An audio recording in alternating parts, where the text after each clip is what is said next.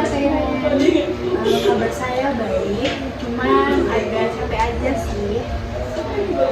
Tadi kesini naik apa? Tadi saya kesini naik motor. Dengan, kalau boleh tahu dengan siapa? Saya kesini sendiri, soalnya saya jomblo. Kalau boleh tahu sebelum Kairen kesini, Kairen ada kegiatan apa?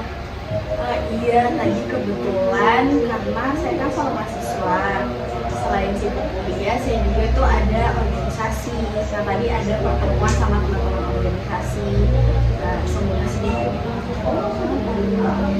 Baik Kairen, sebelum kita mulai, saya ingin menyampaikan bahwa di sesi coaching kali ini kita ada sesi kerahasiaan dan keterbukaan. Jadi di sini Kairen bisa menceritakan apapun masalah yang sedang Kairen alami, dan Kairen tidak perlu khawatir karena di sini akan dijaga kerahasiaannya. Jadi privasi Kairen itu aman di kita. Oke, jadi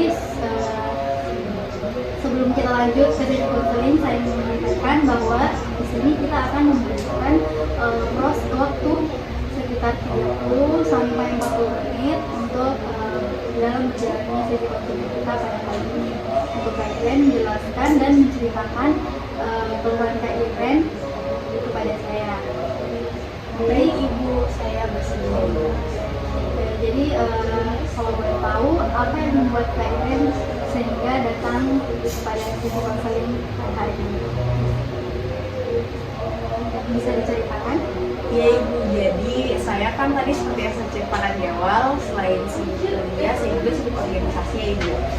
Nah, dalam hal tersebut Ibu saya agak tertekan dan juga agak sedikit stres karena padatnya jadwal, banyaknya tugas, dan juga saya merasa akhir-akhir ini niat belajar saya itu sepertinya kayak sudah hilang begitu Ibu. Kalau boleh tahu sudah berapa lama Kairen merasakan Jadi Bu, saya merasa seperti ini tuh sudah sekitar 2 bulan kayaknya. jadi Kairen ini apa yang biasa Kairen rasakan ketika mendapatkan tugas baru dari dosen? Jadi itu Kak, kalau dapat tugas saya tuh jujur saya panik. Karena seperti yang saya jelaskan tadi juga, saya kan niat belajar saya sudah berkurang ya Kak. Jadi otomatis ketika saya mengerjakan itu saya tahu kalau hasilnya itu tidak akan memuaskan saya. Oke, baik. Kalau boleh tahu apa yang terlintas dalam pikiran Kairen ketika mendapatkan tugas dari dosen? Tentunya Kak, yang terlintas di otak itu saya merasa kayaknya saya tidak mampu juga mengerjakan tugas karena saking banyaknya itu, makanya jadi ke bawah begitu Kak, jadi kayak malas gitu Kak. Baik, ketika pikiran itu muncul, apa yang biasa Kairen lakukan? Biasanya ketika pikiran itu muncul, saya mengikuti kata hatiku, saya mengikuti rasa malasku, dan karena saya merasa tertekan juga, jadi agak bingung di kedua sisi begitu.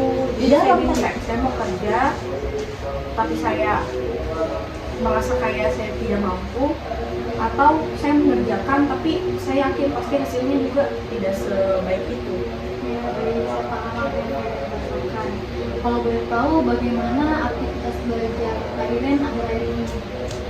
Tentunya aktivitas belajarku akhir-akhir ini sangat tidak memuaskan, dan juga saya secara pribadi saja merasa kecewa sama diriku sendiri karena akibat dari stres yang saya alami, karena saya merasa tertekan akan banyaknya tugas, akan padatnya jadwal kuliah yang begitu membuat saya stres.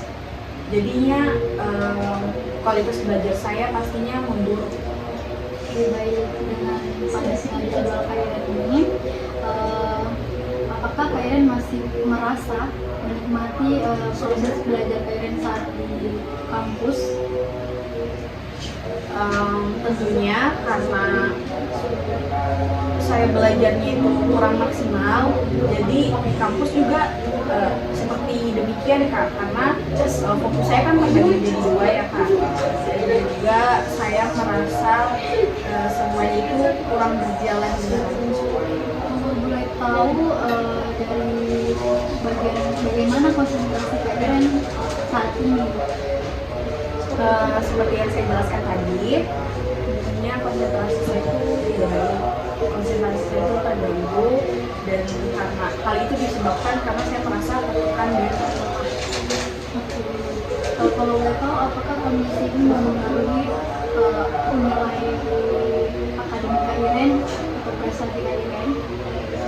ya tentunya mempengaruhi karena kualitas belajar saya kan jadi turun, terus saya jadi juga malas-malasan, akibat juga kelelahan karena bingung mau fokusnya kemana dulu, maka dari itu kurang. Jadi kan aktivitas kalian kan banyak ya, dia organisasi itu sebelum tugas. Terus bagaimana perasaan kalian ketika melihat nilai kalian itu menurun? Yang pasti Kak, perasaan saya secara pribadi itu saya sedih, saya juga kecewa sama diri saya sendiri.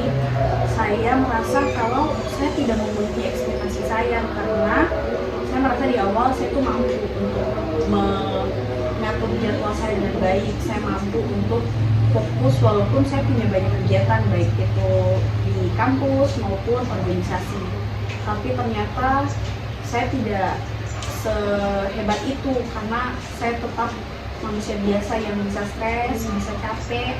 Maka dari itu tentunya saya merasa kecewa kepada diri saya sendiri. Selain tugas kuliah, apakah ada hal lain yang membuat Kak Iren ini merasakan tekan?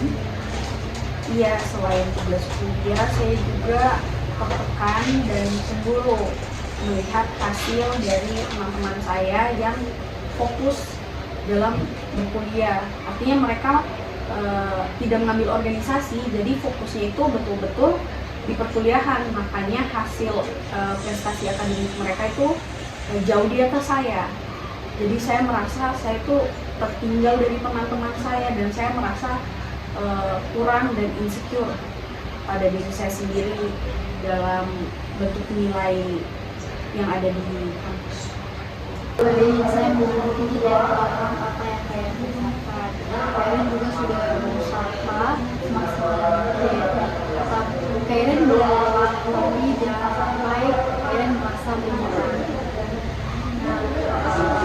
Bagaimana kalian mengalami ini kalau Tentunya karena sebagai mahasiswa dan saya juga lagi di akhir semester, lagi sibuk-sibuknya UAS juga, dan sebagai anak organisasi saya itu pola tidurnya sudah tidak teratur antara mengejar deadline dan juga kalaupun ada kegiatan yang kosong itu pasti saya isi dengan organisasi-organisasi saya, jadi pola tidur dan istirahat saya itu tidak teratur. Oke, baik. Apakah kalian masih memiliki waktu istirahat atau untuk melakukan hal-hal yang kalian lakukan? Biasanya kalau ada waktu istirahat itu saya sedikit sekali saya pakai, terutama di malam hari, karena malam hari itu di situ saya bisa mengerjakan tugas-tugas yang menumpuk. Jadi selama ini kalian pun merasa lelah secara fisik, emosional, dan kehilangan semangat belajar karena tekanan akademik yang cukup tinggi atau cukup tutup. Iya, benar sekali. Oke, menurut Kak Iren, apa dampak terbesar dari kondisi yang kalian alami saat ini? Dampaknya itu paling signifikan saya rasa itu di kesehatan saya. Selain tadi yang saya jelaskan, saya merasa gangguan emosional kan, lebih gampang panik, gangguan tidur juga.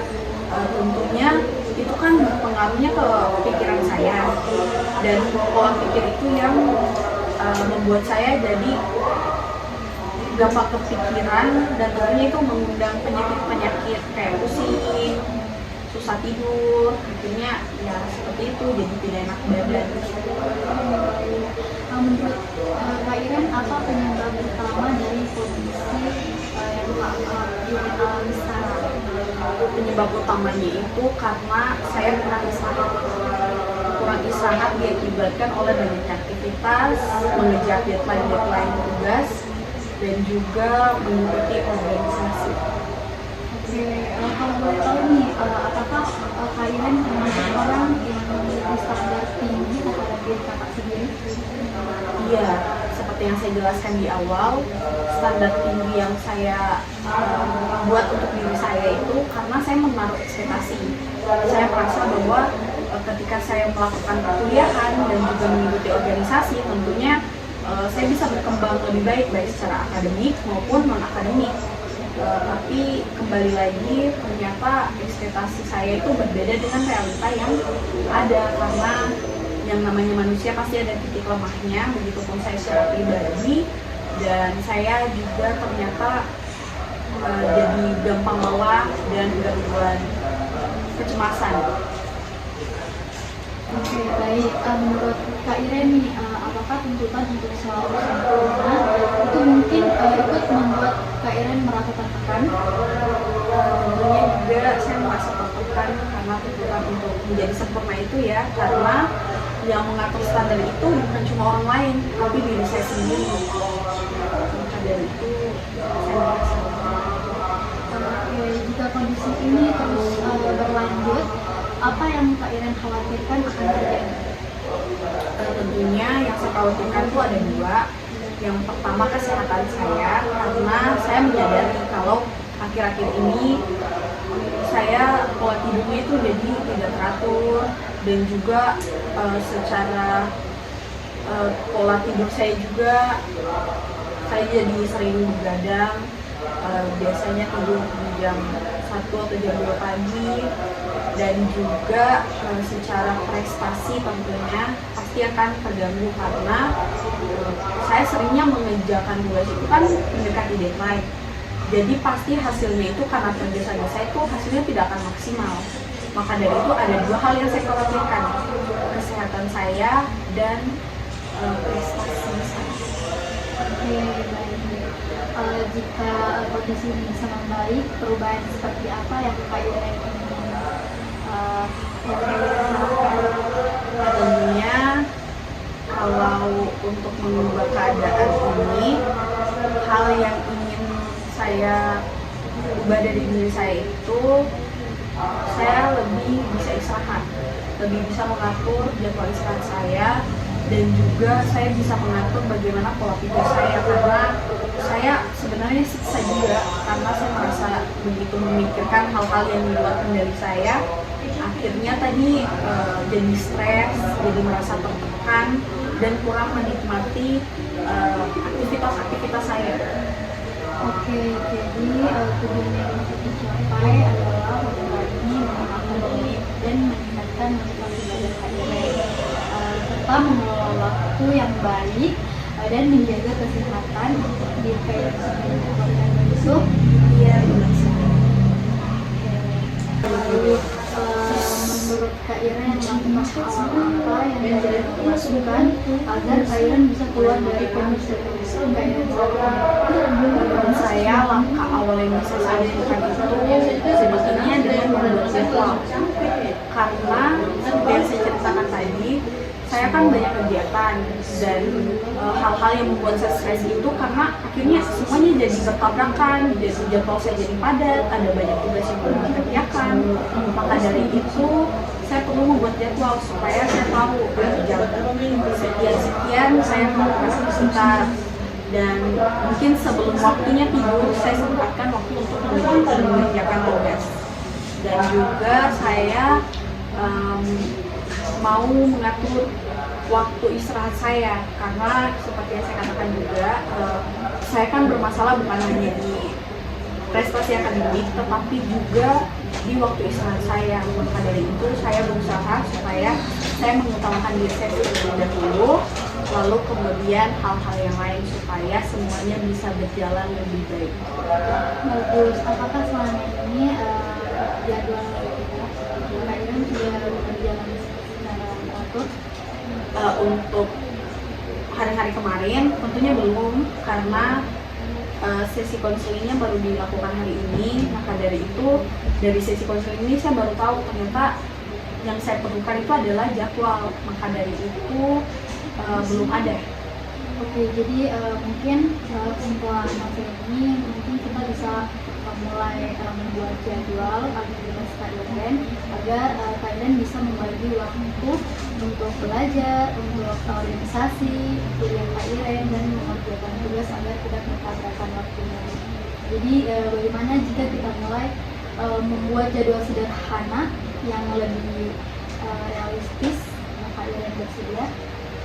Iya, saya bersedia membuat jadwal.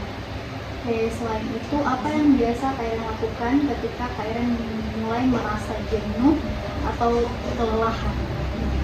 Biasanya kalau saya jenuh atau kelelahan itu saya ambil waktu sedikit untuk self reward. Jadi self reward yang biasa saya lakukan itu biasanya saya beli snack yang saya suka untuk menambah mood saya supaya lebih baik.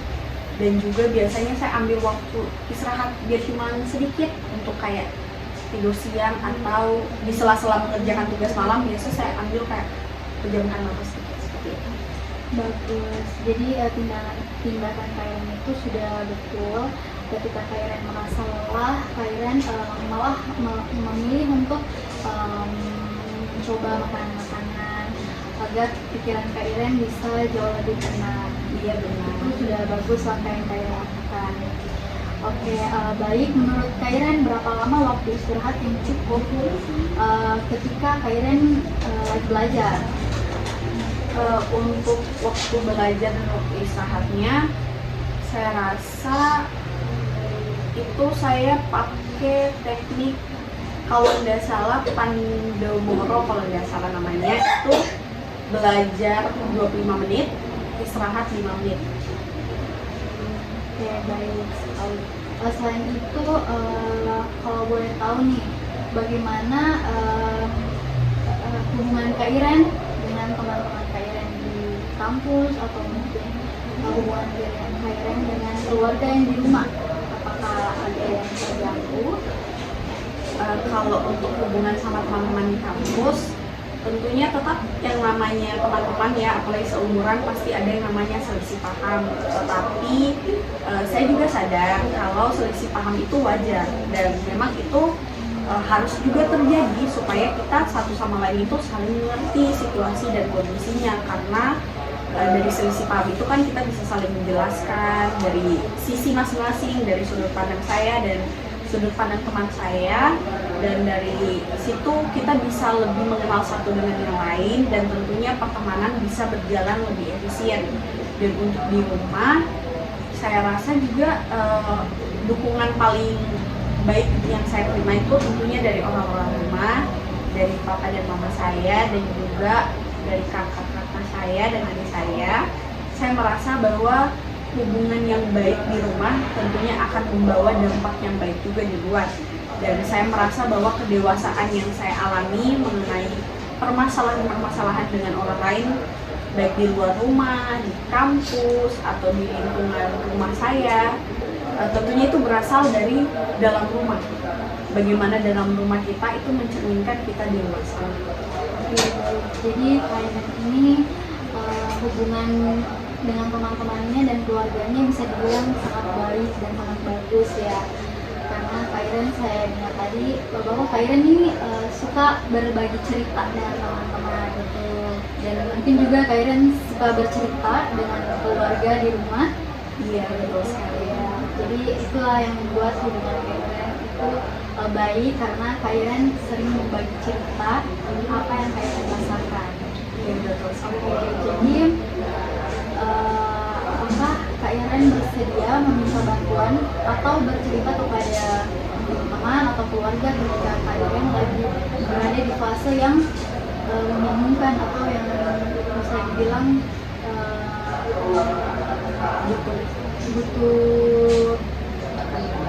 butuh pendapat?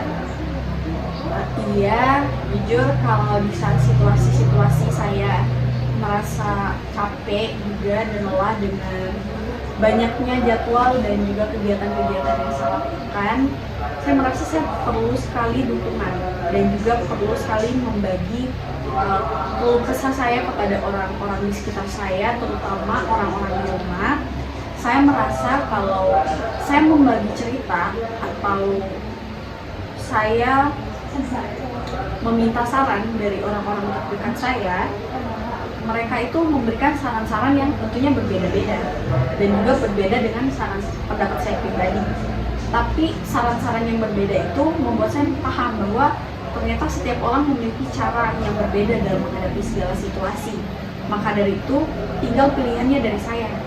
Saya mau memilih cara yang seperti apa, saya mau memilih pendapatnya siapa, tapi tentunya pendapat dari teman-teman dan keluarga itu sangat membantu saya, bukan hanya dalam proses perkuliahan saya, bukan hanya dalam kegiatan organisasi saya, tetapi bagaimana pola hidup saya. Mereka adalah contoh-contoh yang baik buat saya. Oke, bagus. Jadi rencana yang akan Kak Iren lakukan itu pertama kan Kak Iren membuat jadwal agar aktivitas Kak Iren itu jadi lebih teratur, membagi waktu istirahat yang cukup, mengurangi kebiasaan membandingkan diri dengan orang lain. Kan tadi Kak Iren bilang bahwa Kak Iren merasa insecure dengan prestasi teman-teman Kak Iren yang ada di kelas, dan mencari dukungan dari orang terdekat Kak Iren. Benar itu?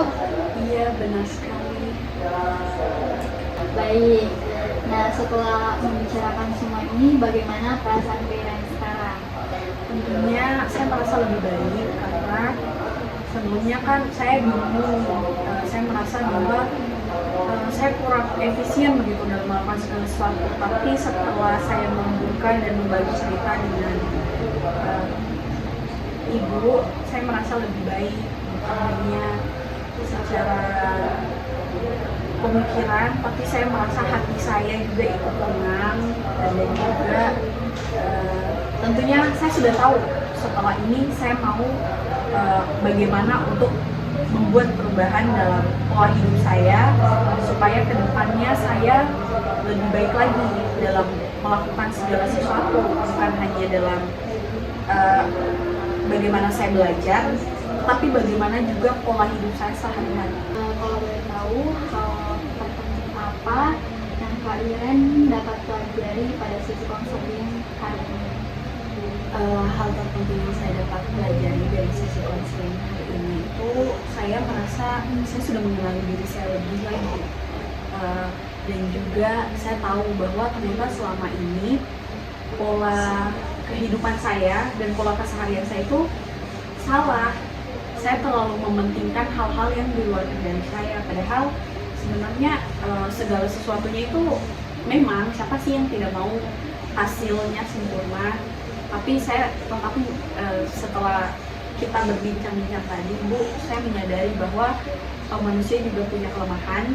Itu bukan berarti suatu hal yang membuat saya harus suntuk, tapi itu adalah hal yang memotivasi saya bahwa kedepannya saya bisa menjadi lebih baik. Kelemahan itu bukan menjadi hal yang membuat saya terus-menerus suntuk, tapi saya bisa mengubah dan bisa menjadi lebih baik. Dan juga saya menyadari karena selama ini mungkin juga ketika saya melakukan segala aktivitas saya, kan saya tidak punya jadwal, jadi akhirnya semuanya jadi bertabrakan, semuanya jadi tidak teratur, dan juga akhirnya tugas-tugas saya juga menumpuk.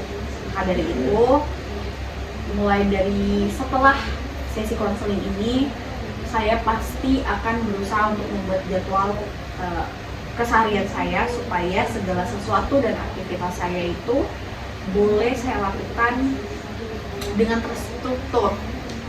Baik, itu sudah bagus menurut Kak Iren. Nah, menurut Kak Iren, seberapa yakin nih untuk menjalankan rencana yang sudah kita buat tadi, seperti menyusun jadwal Kak Iren? Kalau boleh diukur dari skala angka, seberapa yakin Kak Iren ingin berubah atau keluar dari kondisi saat ini? Untuk ukuran skala angkanya dan seberapa yakin saya, Dari 1 sampai 10 itu di angka 8. Kenapa saya tahu di angka 8? Duanya itu karena ternyata kalau saya pikir-pikir itu yang paling sulit itu sebenarnya mengatur pola tidur saya juga.